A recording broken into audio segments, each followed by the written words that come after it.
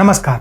राजनीति और धार्मिक आख्यानों की विचित्र दुनिया में ऐसे पात्र अवश्य होते हैं जो हमें अविश्वास में अपना सर खुजलाने पर मजबूर कर देते हैं। स्वामी प्रसाद मौर्य एक क्लासिक टेस्ट केस है जिनकी ऐतिहासिक ज्ञान की कमी और विचित्र दावों के प्रति रुचि ने इन्हें अजब फेम दिलाई है।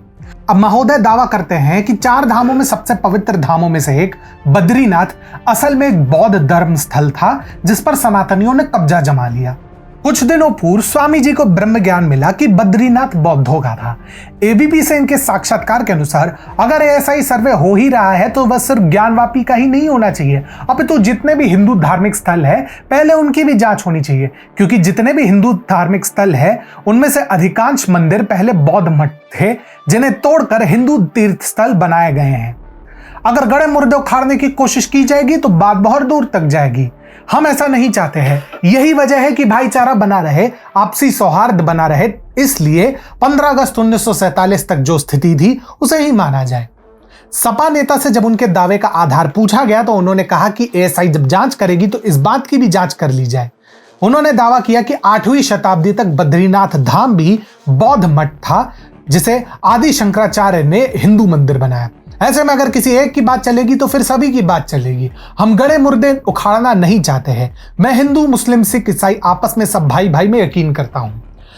हम भाईचारे में भरोसा करते हैं। हम समाज को बांटने में नहीं अपितु जोड़ने पर यकीन करते हैं। वाह जी वाह भैया। रोमिला थापर को इनका खोया हुआ भ्राता मिल ही गया। इनके अनुसार जो भी मंदिर है वह बौद्ध मठ तोड़कर बनाए गए हैं, परंतु आक्रोश से इतर बद्रीनाथ की सच्चाई क्या है जिसका उल्लेख स्कंद पुराण से लेकर महाभारत तक में हो, जहां साधना के लिए आदि शंकराचार्य तक विचरण करे, तो वो स्थान बौद्ध कैसे है? इसका कोई प्रमाण है स्वामी प्रसाद मौर्य के पास? बद्रीनाथ का बड़ा ही जटिल और विविध इतिहास है। इसका सर्वप्रथम उल्लेख 1750 ईसा पूर्व के आसपास वैदिक संस्मरणों में हुआ है। इसके कई युग में कई नाम थे, जैसे सतयुग में मुक्तिप्रदा, त्रेता में योग सिद्ध और द्वापर में मणिभद्र आश्रम।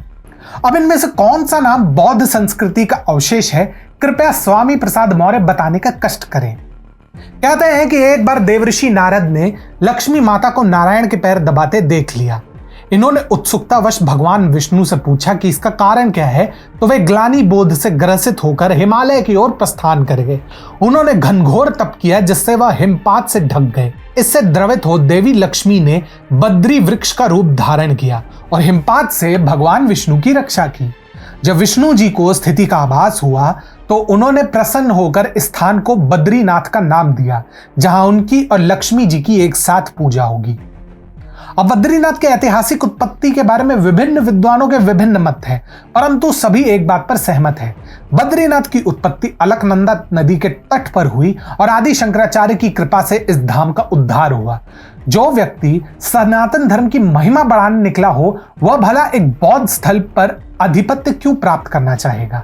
अब देखिए, स्वामी प्रसाद मौर्य और लॉजिक एक लाइन में फिट नहीं बैठते, परंतु यह बिल्कुल मत सोचिएगा कि इनकी प्रथम भूल है।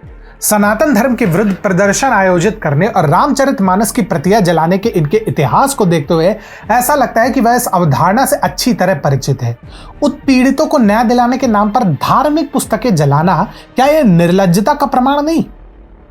परंतु ज्यादा गंभीर नहीं होते हैं। आखिर स्वामी प्रसाद दरबारी विदूषक हैं और उनकी हरकतों के कुछ निहित लाभ भी हो सकते हैं। वह अकेले ही अपनी समाजवादी पार्टी को, जो वैसे भी अपने हिंदू विरोधी रुख के लिए बदनाम है, मीम मटेरियल बनाने के लिए पर्याप्त है। अगर कोई पूछेगा कि समाजवादी पार्टी के विनाश में सर्वाधिक योगदान किसका था, तो अखिलेश यादव के बाद इन्हीं का नंबर आएगा। बद्रीनाथ का वास्तविक इतिहास हिंदू परंपरा में गहराई से निहित है और इसे बौद्ध स्थल के रूप में पुनः प्रस्तुत करने का प्रयास उतना ही हास्यास्पद है जितना यह दावा करना कि चंद्रमा तो मैदे से बना है।